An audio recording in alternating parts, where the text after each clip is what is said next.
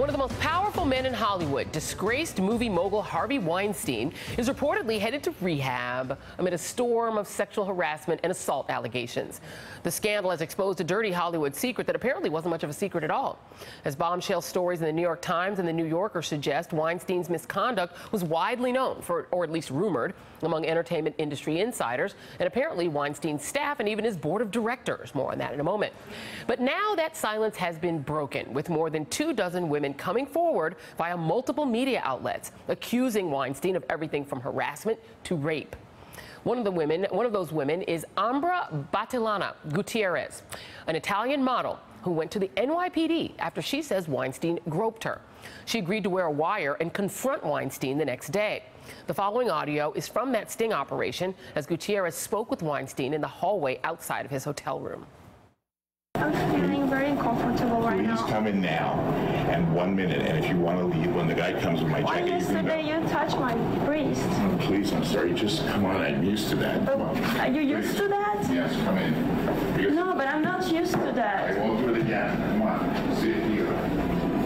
Sit here for a minute, please. No, I don't want to. I know, but yesterday was too much. The guy's coming. I will never do another thing to you. 5 minutes. Don't ruin your friendship with me for 5 minutes. A spokesperson for Weinstein responded to the allegations detailed in the New Yorker story, saying, quote, any allegations of non-consensual sex are unequivocally denied by Mr. Weinstein. Mr. Weinstein has further confirmed that there was never any acts of retaliation against any women for refusing his advances, unquote. Joining me now is Joan Walsh of The Nation, Dean Obeidallah, host of the Dean Obeidallah Show on Sirius XM, Liz Winstead, founder of Lady Parts Justice, Zerlina Maxwell, director of progressive programming at Sirius XM, and Claire Atkinson, senior media editor for NBC News Digital. Claire, I'm going to start with you, because this notion that I talked about a little bit in the setup, that it was widely known among many Hollywood insiders that Harvey Weinstein was this kind of a person. TMZ broke a story that actually takes it even inside his boardroom, which apparently you have confirmed. And this is the question of whether or not Weinstein's contract actually stipulated payments he would have to make to the company if he was caught harassing or assaulting people. Can you please explain? Yeah, I mean, it's quite unbelievable that anybody would have an employment contract of this kind. But according to the 2015 contract he signed with his own company, Weinstein Co., he has to pay $250,000 in a fine to the company if they are subject to any kind of lawsuit from any of these women. In a second instance, he would have to pay $500,000, and a third instance, $750,000. But there doesn't seem to be any stipulation whatsoever that he would lose his job if these claims keep coming back again and again. Now, the board has said they believed they knew there were settlements prior to this contract, and they have said that they believed these relationships were consensual and these payments were simply to pay off these women, not to talk about them. But Harvey's fighting this. He is saying, look, there's no grounds for you to fire me. I have the right of arbitration and I have the right of mediation. And they will have a conversation with Harvey's lawyer next week, which is kind of yet another stunning turn in this story, of which there are many. Today, the Academy has a conversation. The Academy, which hands out the Oscars, is having a conversation about whether they want Harvey to remain in the organization. Whether he will stay there, we'll know this afternoon. But Joy, I just wanted to also mention that Bob Weinstein, the brother, gave an explosive interview to Hollywood Reporter that they published just now. And at the heart of that story, you have Bob saying they're looking to sever their financial relationship with Harvey. Harvey has a 20% stake in the company. As long as that's the case, you're going to have business partners coming forward, such as Amazon, Apple, Showtime, deciding they don't want to work with the company, or they're at least suspending their work with the company until things are resolved. So lots of news here today. Yeah, and Amazon has its own problems, obviously, with Roy Price, the head of Amazon Studios, also under fire for sexual harassment claims. You have a former Playboy playmate named Carrie Stevens, who has accused Oliver Stone of sexual assault after the director had defended Harvey Weinstein, and then he also pulled out of a deal with the Weinstein Company. It's really sort of, all over the place at this point. And Liz, you've worked in the entertainment industry for quite some time, co-creator of The Daily Show, for those who still do not know. The idea that you had in Ronan Farrow's exceptional and harrowing story, by the way, as well as in the New York Times story, news that the word that the staff in some cases were luring women into meetings with Harvey Weinstein and not reporting that, leaving women alone with him. The idea that his brother had no idea, I mean, this is horrifying to think so many people, including the board, were aware of his behavior, and the only thing they wanted to do is find him. No one, except for somebody that Harvey Weinstein himself would create in a movie, could have that behavior with nobody knowing. It's ridiculous to assume. They're reckless, they're careless, and it has to be orchestrated. I mean, and to even be shocked that somebody with power would do this it's insulting to all of us, really. I mean, we all have read Rat Pack stories. We know Dean Martin was the guy that got chicks for all those people. There has always been the body man to bring the women. There's always been the ways that people are vulnerable. And in a state now where people are demanding their agency and they're demanding the respect, mediocre people who rose to power, who then could hang on to that power by, if I see you, Joy Reid, and I see that you can see through me, you're going to be destroyed. Right. When that is the prevalent and dominance in our industry, that's what we have to figure out how to fix. Yeah, and Harvey Weinstein's early, the stories are, and again, both Ronan's story as well as the New York Times story, that he would do this sort of combination of things to keep media from catching him. Threaten people to sue them if you come out with this, or threaten the women. I guess they felt threatened, at least, that their careers will be destroyed. Women who've come forward. You notice it's not the top tier women that are making accusations, because the people who the people who were willing to talk, he could just torch their careers. So this is basically a threat to the women even being able to get into the industry and rise in the industry. Absolutely, and he's targeting women when they're in their early 20s. Right. I mean, I don't think that's a coincidence. It's because we're talking about an abuse of power, right? If you believe Meryl Streep that she had no idea that this was happening, you understand why, because she was already someone. She was already Meryl Streep. had a certain stature, and so he needs her more than she needs him in that dynamic. And so I think that we have to understand how this works in terms of the cultural conversation. This is an abuse of power by certain men, a minority of men, not the majority of men, and they're making a choice. And so he used his position of power to exploit and take advantage of women who were a lot less vulnerable. He had an MO. He's doing it to 22-year-olds, 20-year-olds who are just trying to break in. And I keep thinking about actresses who seem to be on the rise and then disappeared. I want to know what happened to them. I want to know whether it was Harvey or someone else. I think that there's a lot more that we're going to find out in the coming weeks in terms of what was going on in Hollywood. And I think in Hollywood and beyond, because it's a Harvey Weinstein conversation, Joan, and it's a general conversation about it's really beyond media. I think that people need to not disabuse themselves and think this is only media companies. Right. But you also have, I mean, the cover of the week this week, which is a pretty harrowing cover that shows Roger Ailes, Bill O'Reilly, and Harvey Weinstein. There it is on screen in robes, a horrifying picture. But you also had within the Fox News organization, people must have known that he was abusive. Bill O'Reilly is there, must have known. You have Bill Cosby, who's been operating out there in the world since the 1960s, allegedly. People must have known. You've got a man in the White House. And Donald Trump. Of these same things, who does not come from the media world, who eventually got to the television world, but basically comes from business. I mean, when you think back to the Access Hollywood tape, he describes how it happens. When you're a star or when you're a star maker, you can just do this stuff. And we elected him.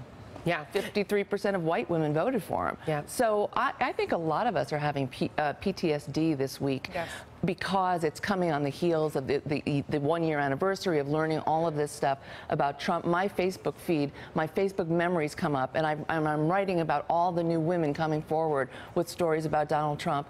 And, I've just got such certainty in my voice a year ago that this man cannot be elected president because of these revelations, and then he was. So I'm kind of heartbroken this week. I don't know I don't know that anything will change. And it is interesting, Dean, because you do have in the Harvey Weinstein case, now we're starting to see women coming forward, because once, a few women come forward, then you start to get the flood of stories. Right. The same thing did happen with Donald Trump. And we have, to the point Zerlina made, those women then also drop out. Some of these women who are at Fox News, who were rising stars, who were on television, suddenly vanish off TV. And I think we forget who these women are. And I just really quickly want to just go through with the Trump accusers. The BBC, Daily News, Huffington Post, and others have tallied them. Nene Laconin, Jessica Drake, Corinna Virginia, Melinda McGilvray, Summer Zervos, Kirsten Anderson, Jessica Leeds, Natasha Stoyanov, Temple Taggart McCowell, Cassandra Searles, Jill Hart, Ivana Trump has made an allegations, which she retracted later. These people mostly have had either no charges filed, they withdrew them, there's been no settlements as a way to catch him.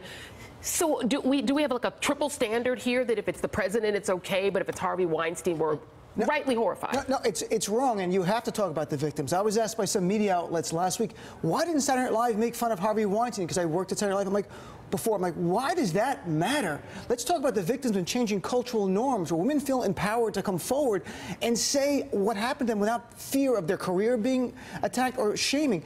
With Donald Trump this week, I went to the FEC filings, found out who he gave personal donations to, Donald Trump, called those Republicans like American Crossroads, the Iowa GOP, South Carolina, and said, are you going to give them money back the same way the Democrats are giving money back to Harvey Weinstein when Donald Trump is admitted on the tape sexual assault? I got the same answer from all of them. Silence. They didn't want, nobody wanted to comment. The one thing we found out is Republicans will believe women if the person committing the wrong is a Democrat, but they won't believe it's a Republican. And part of it is, look, Donald Trump is the GOP, and the GOP is Trump. And that's why they stand behind this guy. And it sends a heart. And one last thing, Donald Trump did something unique, something more revolting. He had an event about this time last year, public rally. He shamed the women. He called them liars. He's going to sue them, and the crowd cheered lustfully. What message that sent to women in this country about coming forward, where the man at the time, the GOP nominee, can say, I may have assaulted them, I'm going to sue them, and they're liars. And that's a horrible message for women to hear. Absolutely. And the two biggest hypocrites on this, I have to say, are Sean Hannity and Tucker Carlson, who are all in high dudgeon this week. They had lots to say about Harvey Weinstein. And you know what? What they said about Harvey Weinstein is true. But they're sitting in the seats of Bill O'Reilly, sitting in his chair. Tucker Carlson tweeting, it's time for justice for Harvey Weinstein. He's a serial predator.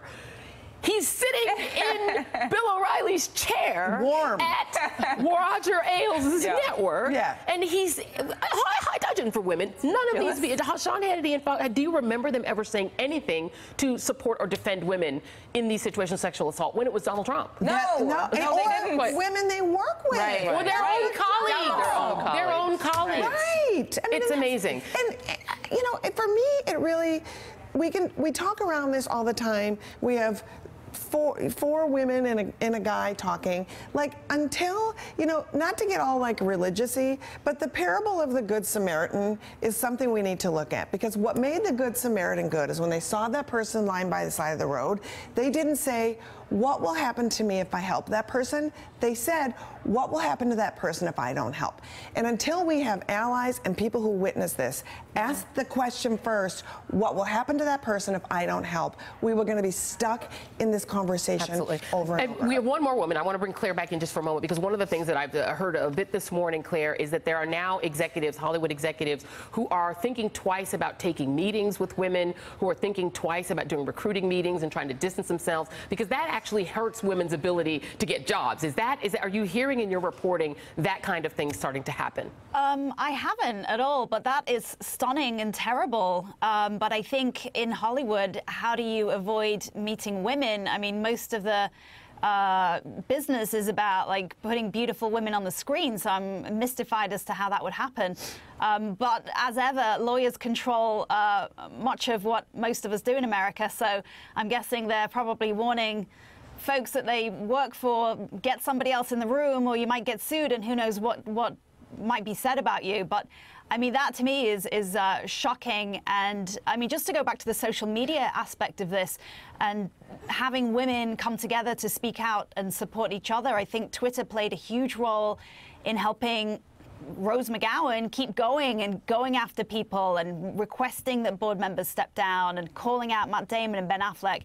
Obviously, Twitter got in trouble for taking Rose's account down because they said that she violated their terms. Yep. And then today we have the kind of the hashtag that women should kind of boycott Twitter today in protest, which is kind of an interesting thing. Women getting together and saying we've had enough of this and we're not going to stand for it anymore. But I think that is a ridiculous Yeah, I don't think we can boycott. Silence ourselves. No. But men have to stand up. Right. You know, I did a Yes. comedy Right, thing where we raised absolutely. money for this group that stood up for women and said, men, you have to speak out.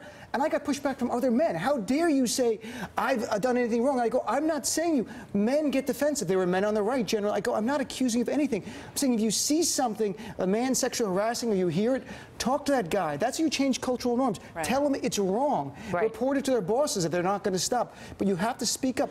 Men, I think me and my other fellow men have to be the ones leading the charge to stand up, because it's men doing the sexual harassing for the most part, frankly. Absolutely. Yeah. And there are women that are, in these organizations who are in positions of power and who know it's happening as well, who also have a responsibility. It is a little bit frightening, and I do, and I hate to, constantly pick on Fox, Joan, but you do have a network where Tucker Carlson berates Lauren Duca and says she needs to go and sell shoes and sort of trashes women who are in his presence. You've been on Fox. Yes. You know how they behave, what you have to wear, how you have to be. And the idea that they are suddenly protective of women is shocking. Right, that they're so outraged by this. No, they've been creating actually a culture where this is acceptable, where the women who work for them, smart women, some of them brilliant women, are nonetheless groomed to look a certain way, to show their legs, to be a sex object on television, because that's what these guys in their homes, or Roger Ailes once described them to me as the 55 to dead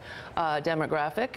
These guys in their homes that's what they want to see. Yeah. And so it creates this, it furthers this notion that women are ornamental and not serious. Yeah. I think women are fed up, though. I think that Donald Trump being the president has actually shifted the conversation, because it's so plain as day. He was caught on tape saying, I touched a woman without her consent. Anderson Cooper, in a debate, said, that's sexual assault. I mean, that completely reframed the conversation. And when he won the election, American women marched, millions of them, all over the world and here in the United States, because I think we're at a point, I've spoken to so many women this week who are just pissed off. We're fed up. We don't want to be treated this way. We don't want to be harassed when we're walking around the street. We don't want to be harassed in the boardroom. And we want men who don't harass to call each other out when they are engaging in this type of behavior. Yeah, and you can take a meeting with a woman by yourself, guys.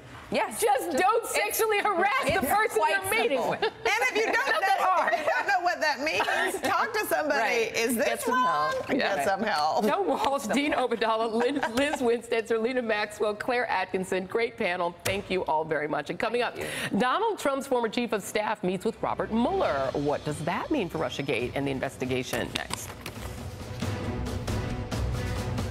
Hey there, I'm Chris Hayes from MSNBC. Thanks for watching MSNBC on YouTube. If you want to keep up to date with the videos we're putting out, you can click subscribe just below me, or click over on this list to see lots of other great videos.